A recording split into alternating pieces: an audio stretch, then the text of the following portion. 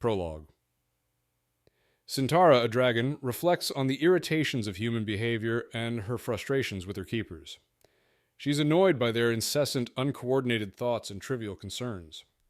While contemplating her hunger and the sick copper dragon, she ponders the plans of the humans, particularly Mercor's scheme to lure them to the lost elderling city of Kelsingra with promises of treasure. Sintara critiques her keepers, Elise, a poor hunter, and Timara, a skilled but defiant one. As the dragons journey upriver with their human companions, Sintara senses unease, especially about Captain Leftrin, and considers the lack of real connection between dragons and humans. In Chapter 1, Alice struggles with her troubled marriage while tending to the sick dragon, Relpta. Mercor identifies parasites, and Timara helps with Sintara, who battles a snake. Elise and Silva perform an operation on Relpta. Timara, influenced by Sintara, goes hunting and discovers Greft and Jerd in a compromising situation. Greft proposes selling dragon parts for wealth, upsetting Timara. She reflects on her father's rules about relationships and realizes that perhaps not all rules are absolute. Meanwhile, Cedric experiences severe pain aboard the Tarman, regretting his actions towards the dragon as he succumbs to excruciating cramps. In Chapter 2, Leftrin faces off with Jess, who threatens to expose his dealings with dragon parts, testing Leftrin's moral boundaries. Leftrin senses Jess's greedy intentions, especially as they involve Alice and the dragons, leading him to consider eliminating Jess. A powerful quake shakes the river, prompting Leftrin to ensure Tarman and the crew remain secure. Elise and Leftrin discuss the risks, including the possibility of acid runs and dangers to the dragons.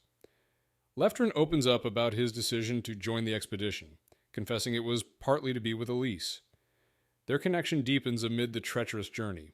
In Chapter 3, Timara teaches Elise to spearfish, creating a bond of mutual respect.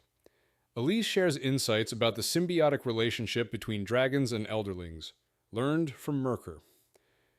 During a struggle with a large fish, Sintara accidentally knocks Timara into the water, nearly drowning her before Mercor rescues her. This incident intensifies Timara's frustration with Sintara, underscoring the complicated relationship between dragons and their keepers. Elise and Leftrin discuss the hardships of the journey and their determination to continue. Sintara resents Timara's emotional reactions, feeling burdened by the unintended mental connection created by their blood bond. In Chapter 4, Elise and Leftrin's connection strengthens as he provides her an elderling robe for comfort, and they discuss her research. Cedric, increasingly anxious, struggles with his secret dragon blood stash and argues with Carson about Davi's treatment. Timara battles jealousy over Tats's past with Jerd, and eavesdrops on Elise and Sintara discussing Elise's loyalty to her husband, Hest. Jess pressures Leftrin into helping kill a dragon for profit, threatening his reputation if he refuses. A sudden flood sweeps the camp. Sintara rescues Elise and Timara, battling the dangerous waters and barely reaching safety. In Chapter 5, Leftrin struggles to survive after a violent flood and clings to a log, eventually spotting his ship, Tarman, which rescues him. Timara, Elise, and Sintara fight the flood's chaos, working with other dragons and survivors to reach safety. Timara and Elise help each other onto a log as the water surges, and they find shelter in a tree with Tats. The group learns that many survived, but several are missing, including Hebe, Rapscal, and Tarman's crew. Timara grapples with guilt over Rapscal's disappearance and reflects on her fractured relationships. In Chapter 6, Cedric wakes up hanging from a copper dragon's mouth in a river. Realizing the dragon, Relpta, is exhausted, he urges her to swim to shore, feeling a strange connection. He meets the injured hunter Jess, who survived by water and has supplies, but is reluctant to share. Jess hints at a deal with Captain Leftrin involving dragon parts for profit. He proposes they kill the dragon for wealth with Cedric's help. Cedric, conflicted, feels the dragon's fading life force and struggles with the decision. Jess prepares to kill Relpta, and Cedric reluctantly agrees to help.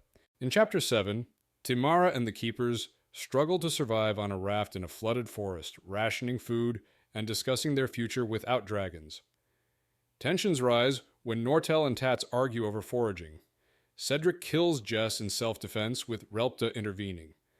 Timara reflects on her feelings for Tats and Greft, who pressures her to choose a mate. Timara refuses, challenging his authority. Greft warns her that delaying her decision could lead to a loss of choice. Meanwhile, The Keepers receive news of family losses due to the quake, adding to the group's tension.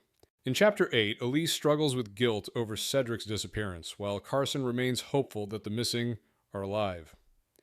The group learns of Workin's death, and Leftrin insists on continuing the search for survivors. Elise finds a locket with Hest's picture, deepening her sorrow. The Keepers debate Workin's fate and agree to feed his body to the dragon Balloper. Tamara confronts Tats about Gref's pressure for her to choose a mate. She asserts her independence, refusing to be forced into a decision. Meanwhile, a dragon call signals the return of Illum and the Silver Dragon, sparking hope. In Chapter 9, Cedric, still recovering from his injuries, helps Relpta tend to her wounds. He struggles with exhaustion and hunger, yet stays determined to survive. Alice, troubled by a locket, seeks answers about Cedric's actions, and Leftrin reassures her about the hope of finding him alive. Carson finds them and offers supplies. Cedric refrains from mentioning Jess's death to Carson, fearing the consequences. Meanwhile, dragons, including Mercor, Kalo, and Fente, engage in a tense confrontation involving venom-spitting displays. The chapter ends with the group continuing their search for survivors, while dragons endure their own challenges. In Chapter 10, Cedric and Carson continue their journey through the Rain Wilds. Carson reveals Elise was not on the ship after the wreck. They discuss their motivations, with Carson expressing doubts about Gref's plans. Cedric reflects on his trapped situation, but declines Carson's offer to return to Trahaug.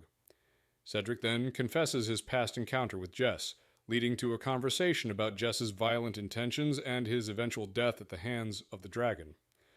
Meanwhile, Leftrin feels satisfaction in Jess's death, while his bond with the live ship, Tarman, grows clearer, leading to reflections on their shared goals and decisions. In Chapter 11, Elise shares a dream about Kelsingra with Leftrin before they part after an intimate night. Leftrin reflects on his bond with Tarman. Cedric contemplates his relationship with Hest. Timara and Davi leave to gather supplies, and Timara struggles with the expectations placed on her. As they return, Nortel confronts Tats about breaking group rules, leading to a tense exchange between the two. Timara is frustrated by their behavior, and during a fall, injures her back. Later, Leftrin announces that Carson has found Cedric alive and unhurt, prompting mixed emotions from Alice. In Chapter 12, Relpta announces that she has eaten a hunter who threatened Cedric and plans to make him an elderling. Dragons are divided, with Mercor warning of the dangers of changing humans. Cedric reflects on his relationship with Hest, his secret link to Jess's death, and his troubled emotions. Elise confides in Cedric about her doubts regarding Hest's love, and Cedric admits the truth. Elise discovers the locket Cedric holds, leading to a painful conversation about Hest's indifference. Meanwhile, Leftrin and Carson discuss Jess's death, with Leftrin revealing his involvement in the situation. In Chapter 13, the expedition struggles with increasing shortages. Tamara and Tats have a tense conversation about their feelings, but Tamara remains resolute in her independence. Cedric, ashamed of his betrayal of Elise, confesses to her about Leftrin's potential involvement in a scheme to sell dragon parts, but Elise refuses to believe him. Overwhelmed by despair, Cedric attempts suicide, only for Carson to save him. Meanwhile, Tamara, disturbed by her own emotions, walks away from the group and has a quiet moment of reflection. She and Tats share a kiss, but she later rejects him, reaffirming her boundaries. In Chapter 14, Leftrin grows concerned about the dragon's memories, particularly regarding Tarman's behavior. Tensions rise among the crew, with Elise withdrawing and Cedric distracted. The Tarman runs aground, and despite their efforts, the ship remains stuck. Leftrin decides to stop trying to move it until morning. Elise and Tamara reflect on their relationship and uncertainties about the future. Later, Leftrin and Elise share a quiet, intimate moment, and Leftrin resolves to face any challenges regarding their relationship. Skelly also reflects on the potential consequences of Leftrin's decisions, particularly regarding his relationship with Elise. In Chapter 15, Tamara feels physical changes due to her bond with Sintara, while Mercor warns her about the consequences. Tensions rise between the dragons and Mercor. Leftrin struggles with Tarman, which unexpectedly moves toward the river leading to Kelsingra, revealing its nature as a live ship. The group follows Tarman in boats, leaving their campsite behind. Tamara and Sylve discuss their transformations, with Sylve revealing Mercor altered her by giving her his blood. Tamara fears similar changes are happening to her. Meanwhile, Eric writes letters about bird breeding and the whereabouts of Cedric and Alice. In Chapter 16, Leftrin and Elise navigate a river, discovering stone structures that hint at an Elderling site, but not Kelsingra. Tamara confronts Tats about their relationship and her fear of pregnancy. After an argument with his dragon, Greft is found overboard, revealing a plan to sell dragon parts to the Duke of Chalcid. He describes his deteriorating health from being touched by the rain wilds, and his failed attempt to extract dragon parts. Leftrin denies involvement in smuggling dragon blood or parts, and Elise, after some doubt, chooses to believe him. In Chapter 17, Cedric reflects on his changing body and bond with Carson, while the dragons undergo transformations. Kalo demands a new keeper after Greft's betrayal, and tensions rise as Kalo threatens the ship. Mercor and Centaura intervene to prevent further chaos. Kalo selects Davy as his keeper, which Carson reluctantly accepts, while Spit claims Carson as his own. Tensions escalate when Leftrin protests the dragon's demands. Centaura observes Timara's unusual changes, and Mercor urges the dragons to leave. The group sets off, uncertain of their future, as they search for a place for dragons. In Chapter 18, Timara struggles with her back injury and the loss of Rapskull, while tensions rise aboard the ship. Tats and Harrican confront Greft over taking the boat and hunting gear, leading to a confrontation. Greft later steals the boat and supplies, causing further unrest. Carson and Cedric are sent to track him down. Meanwhile, Jerd suffers a miscarriage, adding emotional strain. Carson and Cedric find Greft, who is fatally poisoned by a Galater's venom. As Greft dies, he reveals he had taken dragon parts, which Cedric admits were his. Carson reflects on the deception and its consequences. In Chapter 19, Tarman gets stuck in a shallow slough, causing tension among the crew, especially as the dragons grow more independent. Tamara's injury is revealed to be the early stages of wings growing on her back, which she confronts Centaura about. Centaura admits her transformation into an Elderling was unintentional. Tamara, angered and confused, struggles with her new wings. Tensions escalate when Centaura threatens Tamara, but Mercor intervenes. As Centaura approaches to attack, a red hawk appears, revealed to be Tintalia, who is followed by Rapskull. He announces that they've found Kelsingra just half a day's flight away. In Chapter 20, the barge navigates the rain wilds through harsh weather. Alice is eager to reach Kelsingra, but can't yet.